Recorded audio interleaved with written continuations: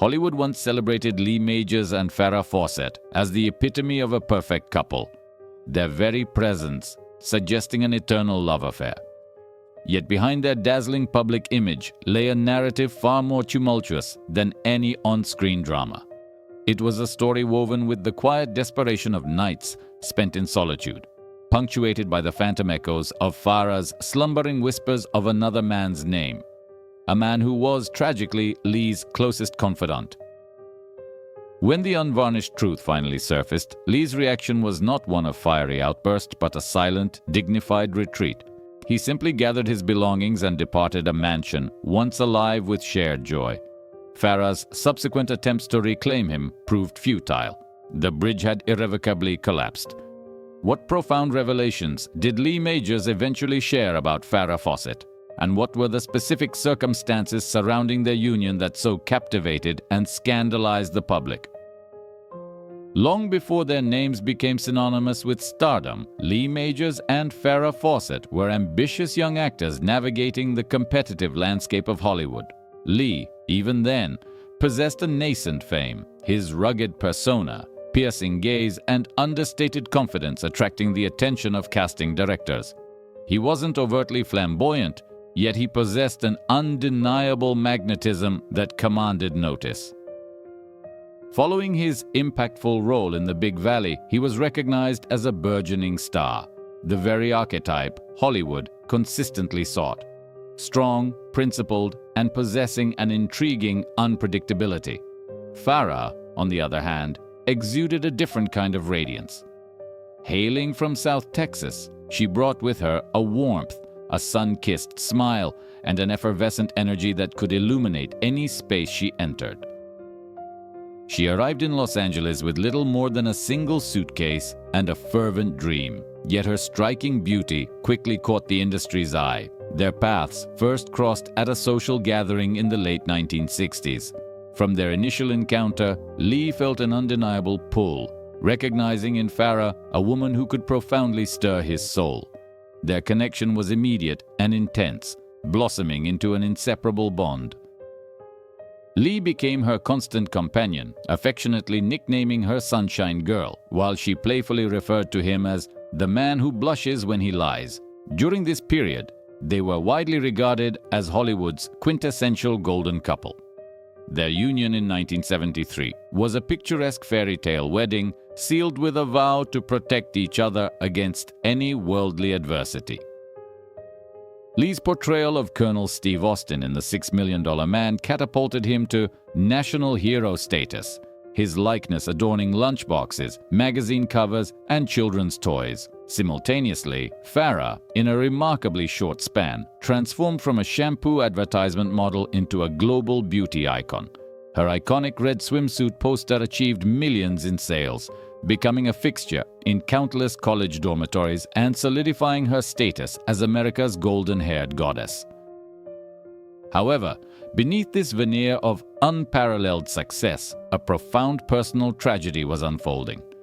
The demanding schedules of their respective careers meant their time together became scarce. Their phone conversations dwindled to brief exchanges, and shared meals were a rarity. A seed of jealousy began to grow in Lee, while Farrah, immersed in the electrifying glow of the spotlight, learned to navigate her life independently. What was once perceived as a destined partnership began to fray. In the fickle world of Hollywood, even destiny can have an expiration date, and few could have foreseen that the very fame they both craved would become the instrument that severed the bond between two individuals who believed their love was everlasting. The year 1976 marked a cultural phenomenon with the premiere of Charlie's Angels. The trio of captivating, intelligent, and daring female detectives redefined the modern woman on television. But among them, Farrah Fawcett shone brightest. Her cascade of golden hair and radiant persona turned her into an undeniable sensation. The sales of her red swimsuit poster, exceeding 12 million copies, adorned the private spaces of an entire generation of American men, solidifying the media's coinage of Farrah fever. Stardom descended like a tempest. Packed filming schedules, press interviews, advertising commitments, and public appearances consumed Farrah's life. She became the industry's darling, inundated with offers. Yet Lee often found himself at the end of her waiting list. Growing increasingly distant and frustrated, he attempted to communicate through her agent and even visited her on set, pleading with producers for schedule adjustments that would allow them to share a meal. Farrah, however, declined, citing a deeply personal motivation. "I need to prove I'm not just Lee Majors' wife. I have to stand on my own 2 feet." Lee, though understanding, felt the sting of this growing chasm. He later admitted in an interview, "We only saw each other 2 days a week, and honestly, it wasn't quality time anymore." The man who had once embodied America's masculine ideal now found himself alone in a quiet home, gazing at his wife's image on magazine covers, desired by millions. Farrah, between takes, perfected her smile, held herself taller, and began to disregard her husband's calls. Fame had elevated her to unparalleled heights, but had also eroded the sanctuary of their shared domestic life. By the late 1970s, their marriage, once lauded as the pinnacle of Hollywood romance, began to show visible cracks. They continued to pose for photographers, but their relationship had become a carefully constructed facade, meticulously maintained to preserve their public image. Then, the devastating blow struck. While Lee was away on location, another man entered Farrah's life. Ryan O'Neal, a charismatic actor renowned for his role in Love Story and, crucially, Lee's closest friend. Having heard Lee's accounts of his wife's struggles with isolation in the demanding Hollywood environment, Ryan understood the pressures Farrah faced. Their connection began discreetly, with late-night conversations and casual lunches that gradually evolved into what the press sensationally dubbed the Blonde Angel's secret romance. However, secrets in the cutthroat world of Hollywood are rarely kept for long. One morning, upon waking in a hotel, Lee's eyes fell upon the front page of the Los Angeles Times, emblazoned with the headline, "Brazen Affair, Farrah Fawcett and Ryan O'Neal, today's hottest shock." Every major newspaper echoed the sensationalism, transforming the Blonde Angel into a symbol of betrayal, with headlines proclaiming, "Farrah betrays the perfect man." Lee initially believed he was misreading the news, but the accompanying photograph confirmed the devastating reality. Farrah, beaming, stood beside none other than his closest friend. Lee Majors felt his world crumble. He hurled the newspaper to the floor, his fist connecting with the wall in a muffled thud that registered no physical pain. He retrieved the paper, tore it into countless fragments, scattering them across the room as he roared, "That bastard stole my wife!" The friend he trusted implicitly and the woman he adored had betrayed him, and the world knew their secret before he did. The incessant ringing of the telephone, a barrage of calls from concerned acquaintances, went unanswered. Finally, he summoned the courage to call his manager, his voice trembling with a potent mix of rage and despair. "I want a divorce. Today. Right now." A moment of stunned silence followed from the other end. "Lee, are you sure?" the manager asked, his tone laced with apprehension. "The movie's about to start filming. She cheated with my best friend," Lee replied, his voice fracturing on the verge of tears. He ended the call, standing alone amidst the wreckage of his personal life. The torn remnants of the newspaper lay scattered at his feet, fractured images of Farrah's smile strewn across the floor. That evening, Lee Majors chose a path of profound silence, a response more devastating than any outward display of anger. Despite Farrah's numerous attempts to communicate through hundreds of letters, he cancelled all interviews, withdrew from public appearances, and vanished from the Hollywood scene. In 1982, Lee Majors and Farrah Fawcett finalized their divorce. There were no protracted disputes or public accusations, merely a concise legal agreement that concluded a decade once perceived as a radiant fairy tale. From that point onward, Lee Majors never uttered Farrah Fawcett's name again. In stark contrast to her ex-husband's quiet departure, Farrah became a constant subject of media scrutiny. Every public outing was met with a swarm of paparazzi, their questions probing, "Did you betray him for fame? Was Ryan worth losing the world?" In a rare moment of candidness, Farrah confessed to experiencing profound self-fear during this period. "I couldn't look in the mirror," she admitted. "I saw a different woman, cold, exhausted, and a stranger to myself." Her professional trajectory suffered significantly. Advertising contracts were rescinded, and studios became hesitant to cast her, fearing the backlash associated with the cheating wife persona. From her esteemed position as an A-list star, Farrah's reputation waned, and she became a subject of media skepticism, with producers approaching her with considerable caution. Following the public revelation of her affair, Farrah moved in with Ryan O'Neal. Initially dismissed as a fleeting romance, their relationship endured for decades, marked by intense emotional volatility, jealousy, and frequent heartbreak. Ryan, while undeniably charismatic and talented, was also prone to unpredictable outbursts and controlling behavior. Their relationship was characterized by cycles of tumultuous arguments, subsequent reconciliations, and frequent tabloid coverage of their dramatic clashes and reunions, often more sensational than any fictional narrative. Friends of Farrah recounted nights where she would weep uncontrollably, heartbroken by Ryan's abrupt departures that could last for days. Their once opulent Malibu estate became a place of crashing waves and profound solitude. In her deepest moments of loneliness, Farrah found herself yearning for the quiet comfort of Lee Majors, the man who would patiently wait for her after demanding shoots, prepare warm tea, and gently inquire, "Are you tired?" She confided in a close friend, lamenting, "I chose the wrong man." Driven by this regret, Farrah picked up the phone and dialed Lee's number, only to hesitate and hang up. Finally, on a night in 1984, after a particularly explosive argument that led to Ryan's departure, she made the call. The phone rang repeatedly, unanswered. She tried again, her voice trembling with each attempt, but the line remained cold, silent. The silence of a man who had once loved her unconditionally, now unwilling to hear her voice. As the call disconnected, Farrah sank to the floor, clutching the silent receiver. She whispered, her voice barely audible, "He's really gone."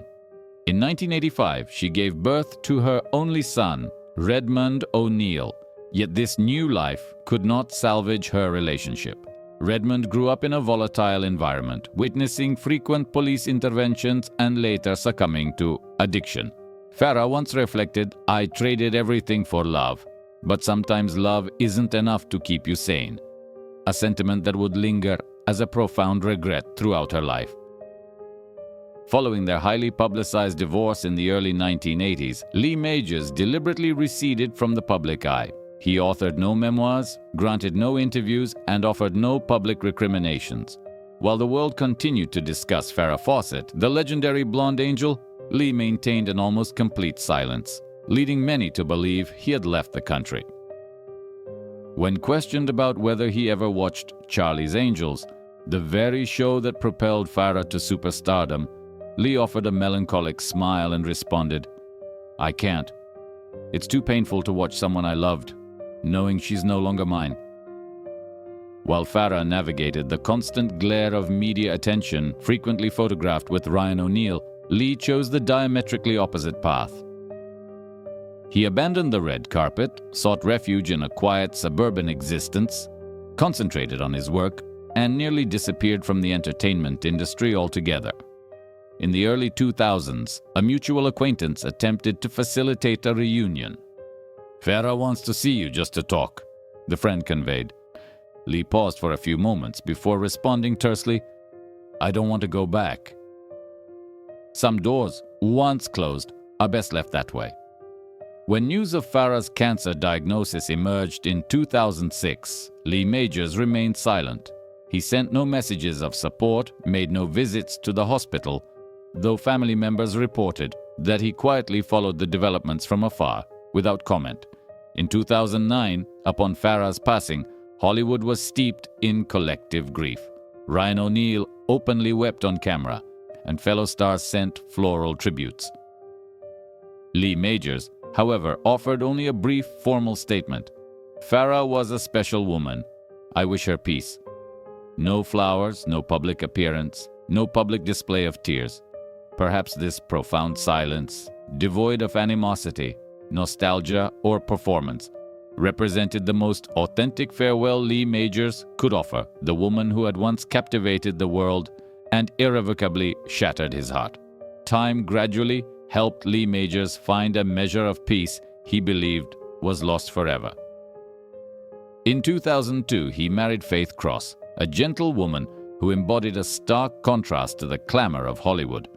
Lee's life became characterized by stability, simplicity, and quietude. The parties ceased, the cameras disappeared, and the flashes faded. Yet, regardless of the passage of years, the shadow of Farrah Fawcett never entirely departed from him. In infrequent interviews, when her name arose, Lee would offer a wistful smile, a subtle sadness tinging his eyes. He remained largely silent, but the lingering impact of their past was palpable, etched into the lines on his face and the quietude of his demeanor. A profound scar remained, an unhealed wound. Their story lacked a gentle conclusion, a final poignant meeting. No apologies offered, no comforting embrace, no shared tears. It was simply the narrative of two individuals who had once loved each other fiercely, only to embark on separate paths, spending the remainder of their lives burdened by memories too painful to articulate. For Lee, his decades of silence were not born of hatred, but rather a deliberate act of preservation, a means of safeguarding the precious remnants of their shared past. He recognized that to cling to those memories or to offer explanations would inevitably tarnish their pristine beauty with justifications and blame. Thus he chose silence, as if maintaining a private sanctuary for Farrah within the quiet confines of his heart. A close confidant of Lee once remarked that while he never offered forgiveness, his love for her persisted. This perhaps represented Lee Majors' most poignant tragedy. The woman he could not forgive was also the woman he could never forget. And on quiet evenings, as the wind rustled through the trees outside his window, the image of that blonde angel, the woman who had once commanded the world's attention and left his heart in a state of perpetual restlessness, may have still lingered. The story of Farrah Fawcett and Lee Majors transcends a mere tale of a broken romance. It is a profound tragedy of individuals consumed by the very glamour they helped to create. They once shared a passionate love, convinced of their ability to face the world together. However, in an era of relentless media exposure, their love proved insufficient to withstand the immense pressures. In a late-life reflection, around the age of 80, Lee Majors mused, "If I could go back, I'd take her away from Hollywood. Maybe then we'd still be together." Though time has effectively buried their story within the archives of old film reels, the intensity of their shared glances remains a silent testament to a fervent and achingly eternal connection. Farrah Fawcett's life after her separation from the seemingly perfect man was a journey of reinvention. Shunned by the Hollywood establishment, she sought to redefine her image through roles that deliberately challenged her blonde angel persona. Her performance in The Burning Bed in 1984, a television movie depicting a woman driven to extremes by domestic abuse who sets her home ablaze to reclaim her freedom, earned her Emmy and Golden Globe nominations. This marked a significant turning point, positioning her not merely as a beauty icon, but as a formidable actress willing to step outside her established mold. She once articulated this shift, stating, "I don't need to be loved anymore. I need to be recognized." However, fate had further trials in store for her. Just as her career began to rebound, a relentless barrage of personal scandals, contentious disputes with Ryan O'Neal, and her son's repeated arrests for drug offenses kept her name a constant fixture in tabloid headlines. Farrah found herself trapped in a cycle of public pity, eliciting both curiosity and judgment. In 2006, while engaged in the filming of a documentary about art, Farrah received a devastating diagnosis, a rare and aggressive form of cancer. Rather than retreat, she bravely shared her struggle publicly in Farrah's story. In her final months, the person by her side was Ryan O'Neal, the man who had once caused her such profound heartbreak. He remained with her day and night, providing unwavering care and holding her hand through grueling treatments. Ryan recalled their final days together, reflecting, "Some nights I just watched her sleep. I knew I'd been wrong, but I didn't know how to make it right except to stay." Despite their separation as a couple, Farrah and Ryan maintained an unusual bond, a flawed yet deeply intertwined love that was simultaneously destructive and haunting. On June 25, 2009, Farrah Fawcett breathed her last at St. John's Hospital in Santa Monica. The news of her passing sent shockwaves across the globe. Ironically, on the very same day, the death of Michael Jackson overshadowed her own in the media's attention. Yet, for those who knew and loved Farrah, it was the quiet fading of a true American icon who faced her end alone, yet with profound dignity. Farrah Fawcett passed away at the age of 62, bearing scars not only on her body, but deeply etched upon her soul. She was not the flawless, angelic figure Hollywood had initially portrayed.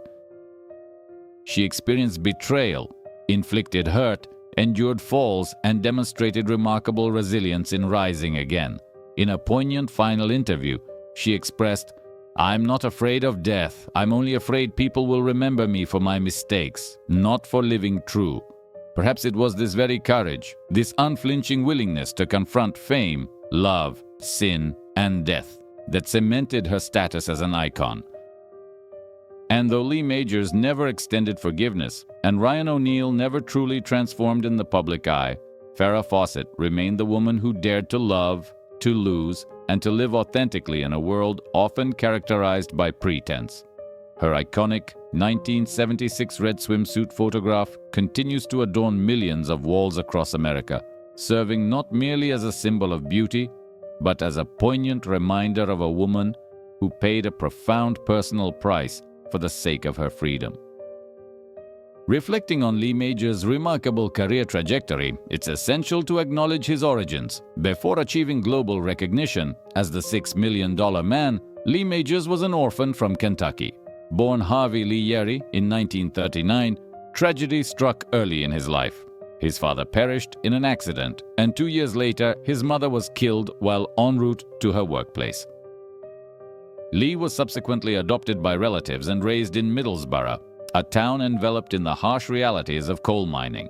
He grew into a quiet, introspective young boy, his eyes conveying a depth of sadness coupled with an unyielding resolve.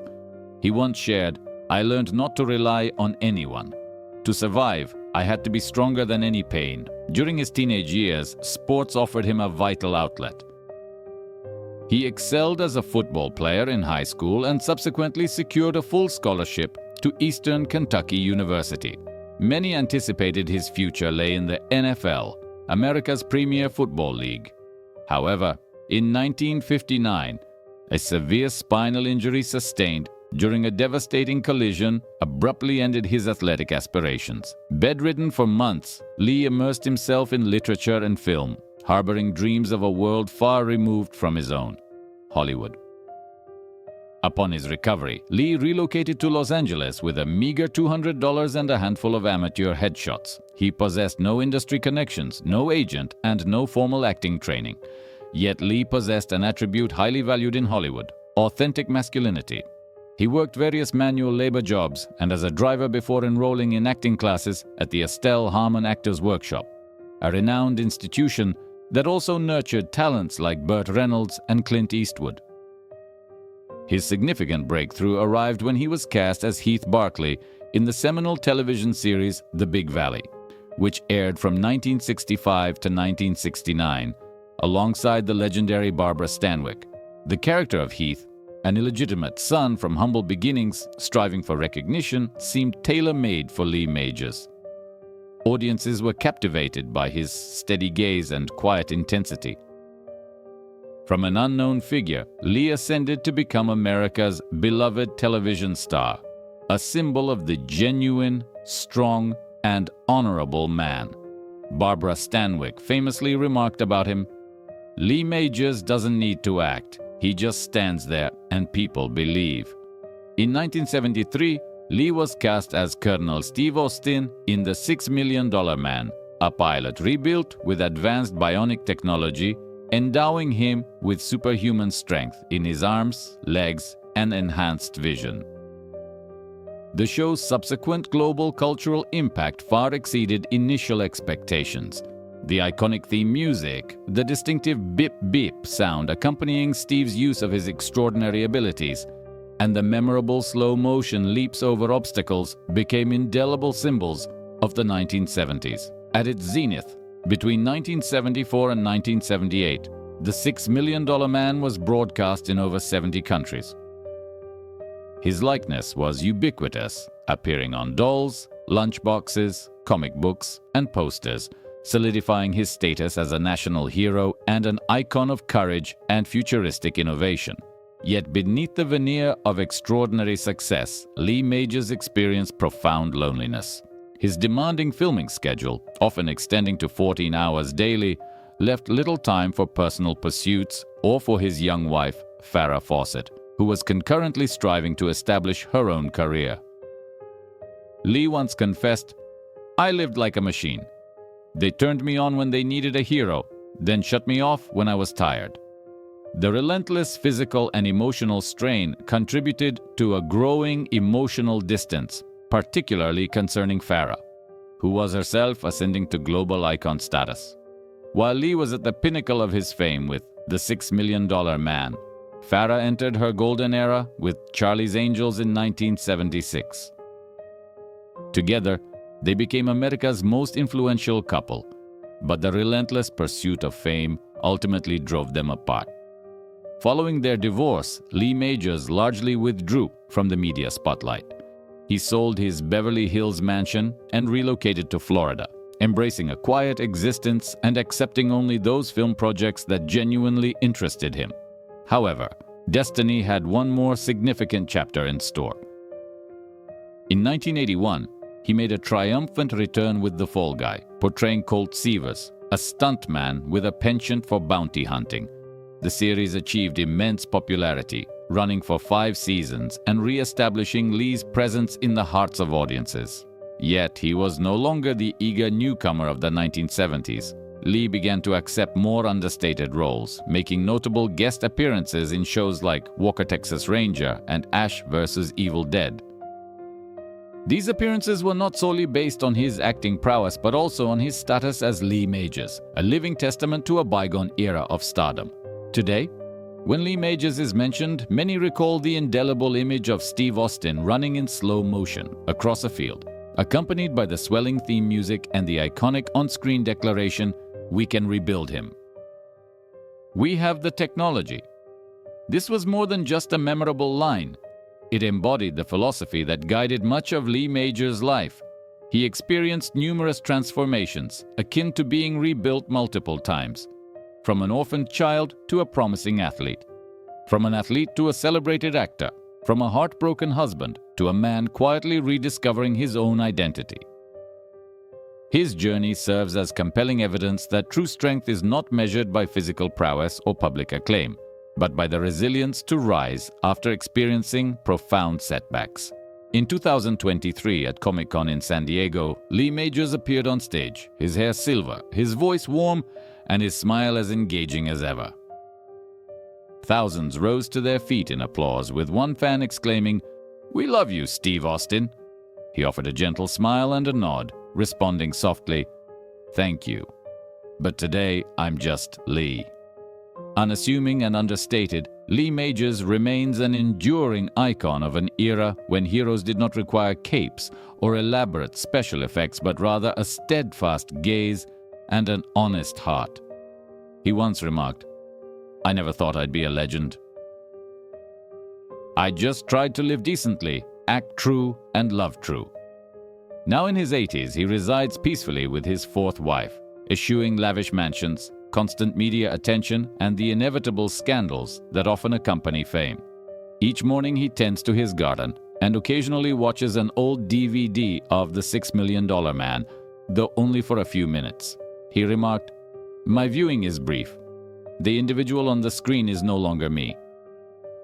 Lee Majors was never the kind of performer who flaunted or claimed accolades. He journeyed to Hollywood not to achieve legendary status, but to discover his own identity. And while life pilfered much from him, his parents, his athletic pursuits, his romantic connections, his marital bonds, the sole attribute that remained impervious to theft was his tenacity. He might not possess an Academy Award or a star adorning the Hollywood Walk of Fame, yet in the recollections of countless individuals, Lee Majors endures as the $6 million man. This designation stems not from any technological reconstruction, but from the resilience of his spirit that weathered 6 million fractures and continues to beat with quiet resolve, unseeking any external validation. Hollywood, a nexus where brilliant illuminations are kindled not for clarity but for obfuscation. Within its confines, every element is meticulously crafted to foster the illusion of genuine bliss. Crimson carpets unfurl like crimson stains, camera strobes erupt like pyrotechnics at a gala, and smiles are so flawlessly rendered they seem devoid of human vitality. However, as the theater plunges into darkness and the clamor subsides, only the solitary resonance of footsteps reverberates through deserted corridors. The stark reality surfaces. The brilliance was never a source of warmth, merely an ostentatious facade for profound solitude. Beyond the opulent gatherings lie the pervasive scents of sedatives and the delicate chime of crystal goblets in sterile environments. Once globally adored personalities now confront their reflections, uncertain whether they are observing themselves or a character that has been excessively directed by the realities of existence.